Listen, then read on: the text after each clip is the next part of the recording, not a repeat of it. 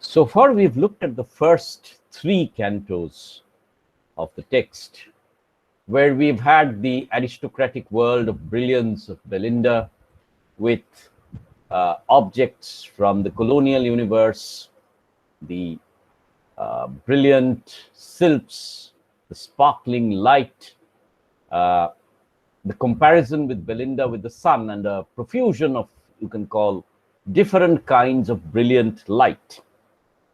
We've also seen the woman's affectation. We've seen the her at the toilet, or enhancing her beauty, and finally we've looked at this concept of how different women are tended to by different spirits. In Canto 4, and of course we've also seen in Canto 3 the Baron cutting off the lock of hair of Belinda, and the rape of the lock has actually taken place. And the poem Canto 3 had ended with the scream of Belinda about the condition following the rape of the lock. I had, of course, talked to you about the more serious dimensions of the rape, the violation of selfhood, and thereafter the reactions to it.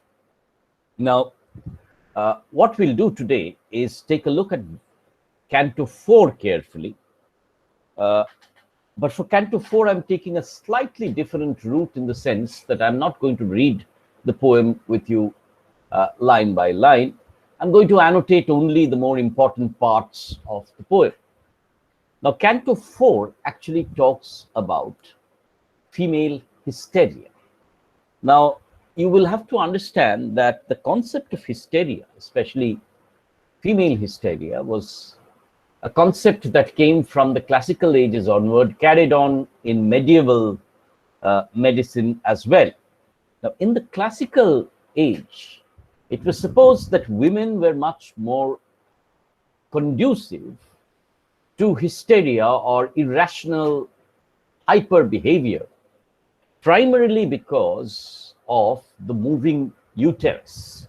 It was suggested that the uterus would move around the body, thereby putting pressure on the other organs, and this would create a kind of irrational behavior, which was named as hysteria. Although medieval medicine tried to move away from this, still, by the 18th century, it was supposed that hysteria was caused largely because of the menstrual fluids of the woman, that her body, she could not control her body, and her body was always overflowing with fluids, and that the cure for hysteria would actually be impregnation, sexual activity, and child bearing and childbirth. Therefore, you see, very closely, the control of the woman was associated with this notion of the hysterical feminine, a woman who was not in control over her selfhood or her body, and therefore, in need of a husband who would provide her with support as well as children, and therefore married women, according to the thesis, were much less prone to hysteria rather than unmarried single women. Now, this idea actually kept on throughout the 19th century almost, until in 1880, the thesis of hysteria was removed, and we had other notions of mental health, including various kinds of disorders. Right. And you have later on Freud and the others talking about the woman and her lack of the penis, and therefore her latent anxieties and so on. And then modern psychology took over and dismantled the concept of hysteria. But what is very important to understand is that hysteria was gendered, and that it was supposed that men very rarely suffered from hysteria, and that it was exclusively female, and that the hysterical woman was marked by three things. One was anger, irrational anger, volatility, The second was irrational grief. That is why you had the tearful, hysterical feminine, somebody who could not control her lacrimal fluids, that is the eye fluids. And thirdly, it was also associated with a kind of melancholia, sadness. So, three things: anger, tears, and emotions. And very often it was also associated with melancholia. Right. So these are the things that feminine hysteria was associated with, uh, and Pope would have been familiar with these ideas. Pope, being a misogynist, was also deeply suspicious of the woman's control over herself. Therefore, he would have used these ideas of the hysteria to suggest how women could lose control over their personal selves, and therefore they needed some intervention from the male establishment. Therefore, Canto 4 is all about this hysterical Belinda. So far, we had seen a Belinda who was in control over her emotions. She was flirting, she was radiating sexuality, even if she had a slightly repressed desire for the Baron. But now we have a different version of femininity as such, femalehood as such.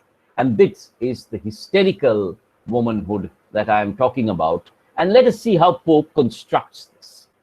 Now, in Canto 1 to 3, we had had brilliant sunlight. We had had different colors, refraction of light, profusion of splendor. In Canto 4, on the other hand, and we had Ariel, who was the chief of the spirits, who radiated color and brightness. But in Canto 4, we will find not the silks, but the gnomes, and we'll find not light, but darkness. And therefore, it is, as it were, we are entering the deepest recesses of the female mind, which is chaotic. The word I want to use here is the deepest recesses of the woman's mind, especially. It's marked by a lack of control, marked by complete chaos. And it is here, that Pope will replace light with darkness, Ariel with Umbriel, the gnome. Now, the mock heroic parallel lies in the fact that in the Odyssey, for example, or in Aeneid, there is the journey to the underworld in the search of the dead. Right? This is an important trope in the epic, the journey into the underworld, the world of darkness, as it were, the world of death. Now, Pope replaces that journey into the underworld with the journey to the cave of Spleen, which Belinda does not go, but Umbriel, the gnome who digs into the earth, as it were, into the recesses of the human psychology, that is the figure that Pope invents. And the light of Canto 1 to 3 is completely replaced with a darkness of the cave of Spleen. Now, why Spleen? You see, medieval medicine suggested that all the seat of emotions was not actually the brain, but the spleen and the liver. And therefore, you'll find that bile becomes a very important medieval medical term. Therefore, it was the spleen from which all the emotions, especially the negative emotions, as it were, sprouted. Therefore, Pope is using the underworld of the female mind, as it were, to go into the cave of Spleen. So the journey to the underworld by Aeneas and Odysseus, replaced by, the journey to the spleen by Telemachus, rather, in search of his father, replaced by the journey of Umbriel to the cave of Spleen. And we'll see how, this entire language of the hysterical femalehood, womanhood, is constructed through certain metaphors. That is what I would like you to look at. And therefore, anxious cares, the pensive nymph oppressed, secret passions labored in her breast. Once again, secret passions, uncontrolled anxieties, not scornful virgin, nor youthful kings in battle seized alive, and so on and so forth, felt ever such, if you look at this line 9 almost, felt such rage, resentment, and despair. So the three things I had associated with hysteria: rage, anger, irrational anger, resentment in the sense that, there is a tremendous amount of what we will call, once again, affectation and despair, sadness, as it were, hatasha. That is the hallmark of what I will call the cave of spleen, and that is the hallmark of the condition of hysteria, right?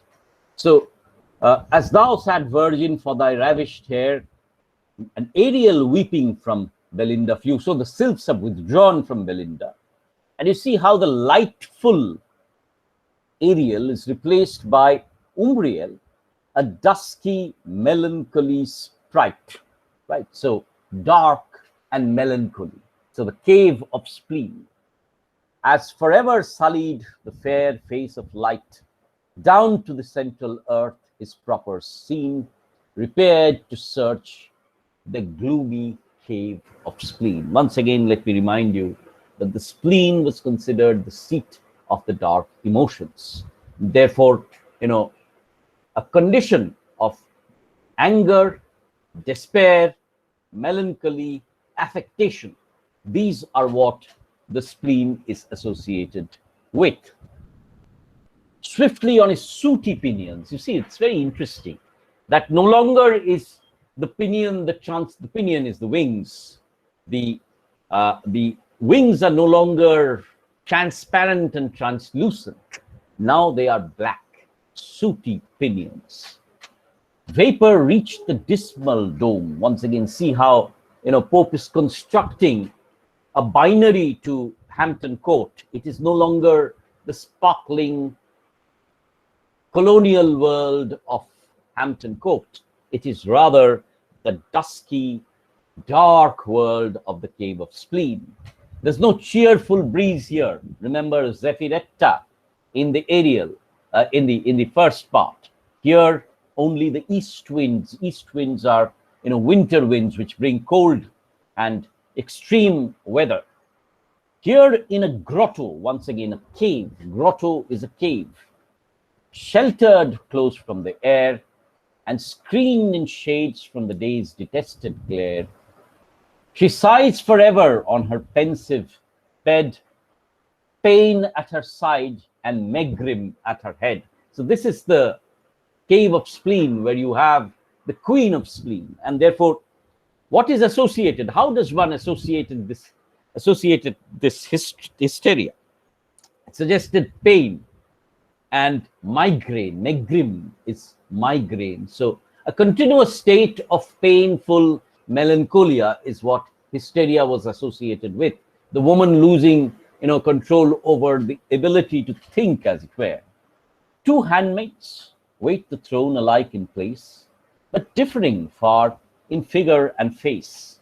Here stood ill nature like an ancient maid, her wrinkled form in black and white arrayed, with stores of prayers, mornings, nights, and noons. Her hand is filled, her bosom with lampoons. So the first aspect of hysteria is ill nature, as opposed to good nature, which is marked by cheerfulness, acceptance, docility, and the willingness to engage with man. Here we have ill nature, the prudishness, the refusal to interact with human beings, isolation, that is, right, almost a kind of a depression. And it is associated with prudery, with the refusal to engage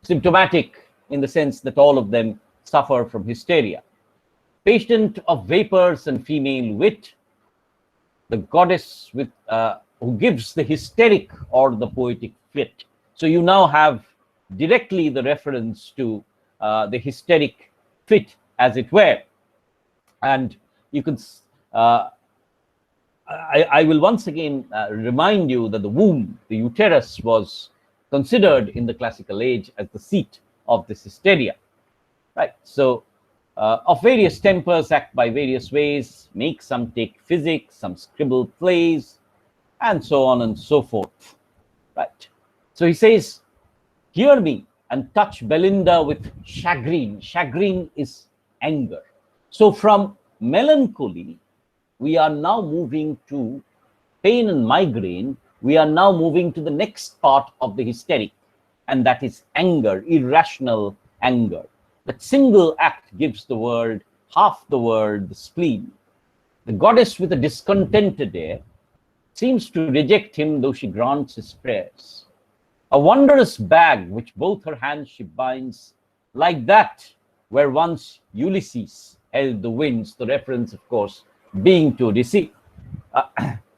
There she collects the force of female lungs, sighs, sobs, and passions, and the war of tongues. So this is the hysterical condition: sighs, sobs, and screaming with extreme venom. A vial she next she fills with fainting fears, soft sorrows, melting griefs, and flowing tears. So alternatively, the woman will move between grief and anger, grief and anger. Therefore, once again, two contrary emotions, both of which are left uncontrolled, as it were. Right. So the gnome, rejoicing, bears her gifts away, spreads his black wings, and slowly mounts to day. Sunk in Thalestris's arms. Thalestris was the queen of the Amazons. So now Belinda is going to go all hammer and tongs. She's going to radiate her anger instead of her flirtation, and a good nature instead of that. She's going to be like the Amazonian woman, completely combative, who's going to go full force into battle and rage. Her eyes dejected and her hair unbound. Once again, female hair, the tying of hair. You will find that even nowadays, whenever a woman keeps her hair loose or untied, she's sort of signified as somebody who lacks control.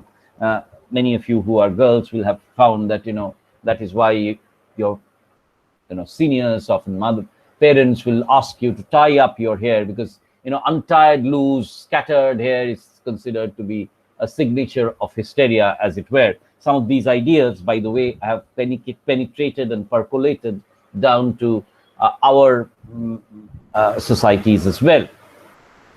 Right. So full over their heads, the swelling bag he went, and all the furies issued at the vent. So from melancholia, now it's a condition of hysterical fury. Belinda burns with more than mortal ire, and fierce Thalestris fans the rising fire. Right. And then he says, "Oh maid, was this for what you had, made your lock so gorgeous? Gods, shall the ravisher display your hair, while the fops envy and the ladies stare? Methinks already I hear your tears survey, already hear the horrid things they say, already see you as a degraded toast." So Belinda is now the subject of horrible gossip. "How shall I then your helpless fame defend? 'Twill then be infamy to be seen your friend, and shall despise the inestimable prize exposed through crystal to the gazing eyes." So now let us go in full force for battle, is what Thalestris suggests. Let us create the social ruckus. Sooner let earth, air, sea to chaos fall, men, monkeys, lapdogs, parrots perish all. So what Palestris is suggesting is a state of absolute chaos. You see, sooner let earth, air, sea to chaos fall. It's a picture of almost doomsday, isn't it? And then you have the heroic doomsday, the epic doomsday, immediately undercut by the mock epic. Men, monkeys, lapdogs, parrots perish all. So it's a total chaos. It's a total chaos within the female mind that this state is creating.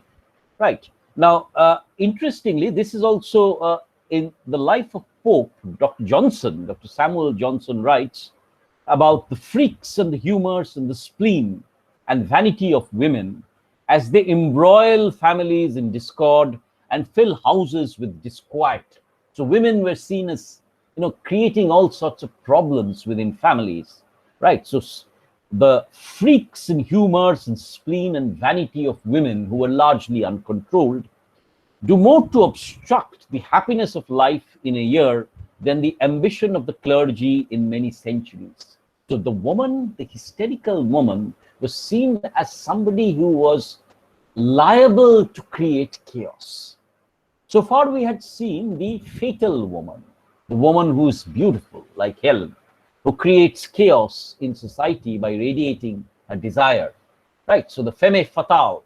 Now we look at the hysterical woman as creating disturbance in society. So you can trace a deep misogynistic undercurrent in this poem, whereby all versions of womanhood, either it be the hysterical feminine, or it be the flirtatious feminine, the sexual feminine, as it were, are seen as agents of social disturbance, right? In fact, Pope, in one of the epistles written to a lady, writes about women at best a contradiction, right? So woman is, according to Pope, a contradiction, a chaos, somebody who's not, once again, rationally correct, somebody who's irrational, who's always behaving in diametrically different ways, right? So this vision of chaos, of unregulated female hysteria as creating social chaos, is something that Pope is exploring. Now, in the next part, Belinda will move on to Sir Plume. Sir Plume, incidentally, is George Brown, who was one of Belinda's, Arabella Farmer's cousins. And Pope is making fun of Sir Plume, or George Brown, in the sense that he is a vain, foolish aristocrat once again. And you see in that line, he first the snuff box opened, and then the case, a plume of amber snuff box. Now, snuff boxes, incidentally, snuff was again a Chinese product which was imported and became very fashionable. I don't know, your generation has probably not seen people taking snuff, nushi.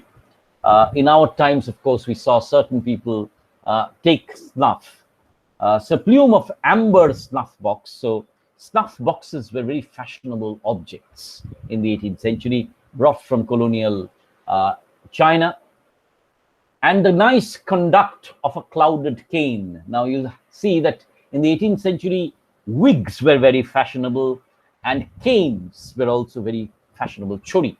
Now, if you've seen your grandfathers, I saw my grandfather using a cane. So, the aristocrat would be marked by fashionable canes. So, with earnest eyes and round, unthinking face. So once again, the aristocracy is seen as very fashionable, but unthinking face, without any intelligence. And then comes another zeugma. First the snuff box opened, and then the case. So it's for him, taking snuff and taking the cane, the case are almost similar. And thus broke out, my lord, why, what the devil? Zounds. Zounds is God's wounds. Damn the lock. Fagad, you must be civil. Notice the irony there, that the aristocracy is always swearing. It is using profane language in that sense. So Pope has a degree of satire against the aristocracy as both idle and uncivil in that sense of the term, that they They are once again marked by a life where they have no activity, but instead engage in only social brawl and gossip. So plague on it, 'tis past jest, nay prithee pox, give her the hair, he spoke and rapped his box. And then the Baron, of course, refuses and says that, I will never give the lock. This hand which won it shall forever wear, he spoke, and speaking in proud triumph, spread the long contended honors of her head. Now, this head might also refer to the maidenhead in that sense, the hymen, as it were.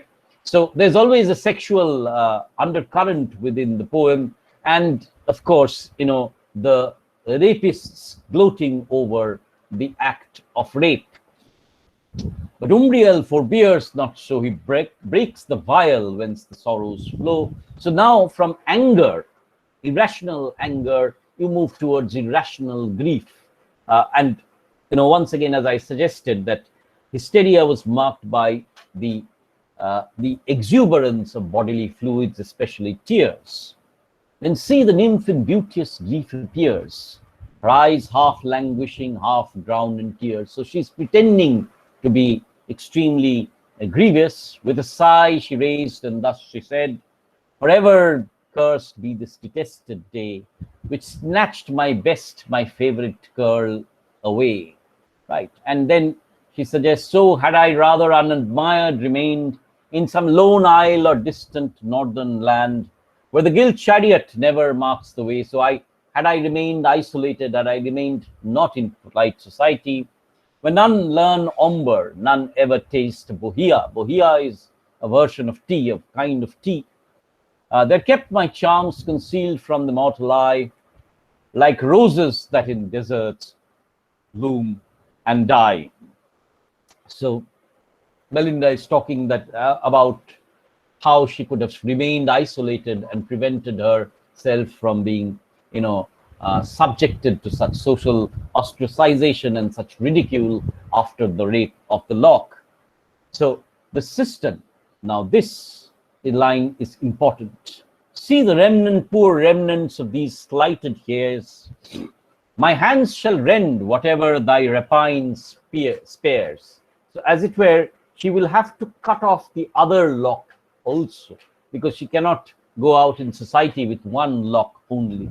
So my hands shall rend, shall tear, whatever thy rapine spares. These in two sable ringlets taught to break, once gave new beauties to the snowy neck. Once again, in spite of this, a beautiful line, the white skin of Belinda, and you have the black locks, as it were, embellishing the beauty.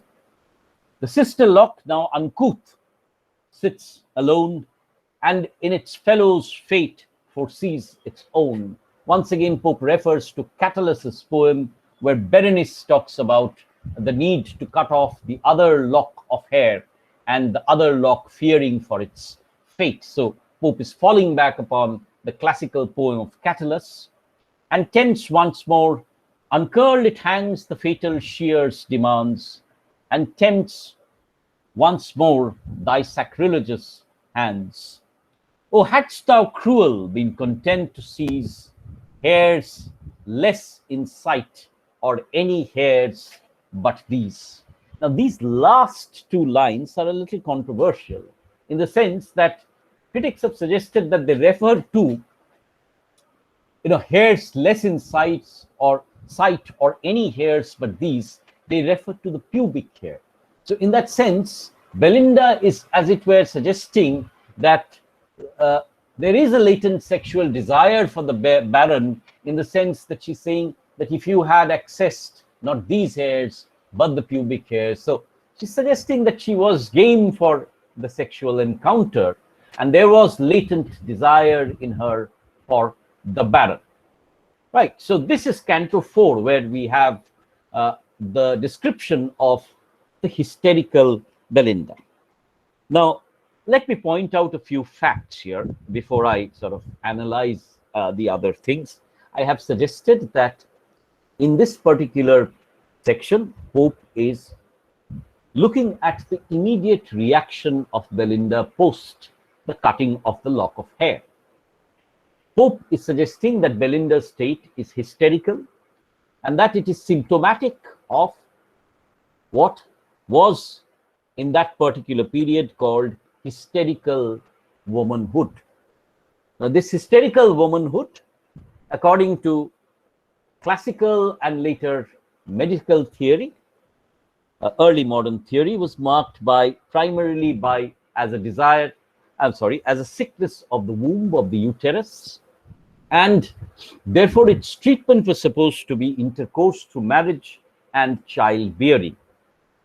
This hysteria was considered to be highly gendered disease, and that it was associated with woman's irrationality, her inability to control her bodily fluids, her menstrual habits, and therefore the woman was seen largely as an agent who could not control her selfhood and therefore needed a married man to keep her in shape and in sense.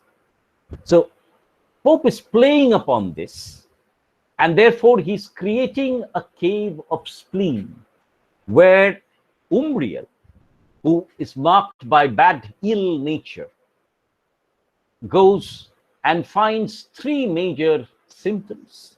One is sorrow and grief, which is uncontrolled. Then comes anger once again, which is furious. And finally, a sense of melancholia and affectation, pretended grief. These are the three components of female hysteria that Pope talks about, which marks within Belinda a sense of chaos, not only within Belinda, but it also creates within society, as Pope and Johnson point out, tremendous unrest, disquiet, and discord among families because of female hysteria. So not only does it damage her health, it is also symptomatic of a larger damage to the entire society at large. And considering the fact that, Arabella Fermor's rage and hysteria had generated a family feud among the Catholics. Therefore, in Canto 4, Pope has defined hysterical womanhood. In Canto 5, he will suggest the obverse, how to move out of this hysterical womanhood and be a model for patriarchal behavior. Analytically, if you look at that entire book, you will see that it is a deep patriarchal construct that Pope creates, that the hysterical womanhood is marked by, a lack of complete cohesion and control, and therefore highly damaging for society, that woman's sickness is highly gendered towards hysteria. What you do not realize, or what Pope does not ever talk about, is the trauma of the rape. Now, Belinda's hysteria is seen as comic, as something chaotic, as something which is marked by repressed sexuality. If the rape of the lock is a rape of her selfhood, if it is synecdochically, sort of part for the whole, in the sense that it's part for the whole of her body and her selfhood, then Pope never talks about the trauma that is caused within Belinda, her sense of deep displacement, as it were, which trauma is marked by. Instead, it is a very patriarchal construct of the woman as somebody who has lost control and thereby needs to be reined in. And Pope is, as it were, mocking and satirizing Belinda's state of mind as well as the female state of hysteria. So in a certain sense, from the first three books of The Rape of the Lock, where we've largely talked about aristocratic society, we've talked about colonial riches, and we've talked about a splendid world of 18th century men and women, we are entering into the 18th century perception of womanhood. What is the ideal woman going to be like? And Canto 4 is the binary of that ideal woman, right? Who will not be controlled, who is chaotic, and who will radiate, hysteria within society. So Pope has satirized and negated the flirtatious feminine, the sexual feminine, as it were. He is negating the hysterical feminine. Therefore, what will be the definition of good nature? What is going to be the perfect patriarchal fantasy of womanhood? That is where Canto 5 shall come in, and where we shall see how Clarissa, who becomes Pope's mouthpiece in the text, voices her vision of ideal female selfhood. That we shall take up in our next discussion.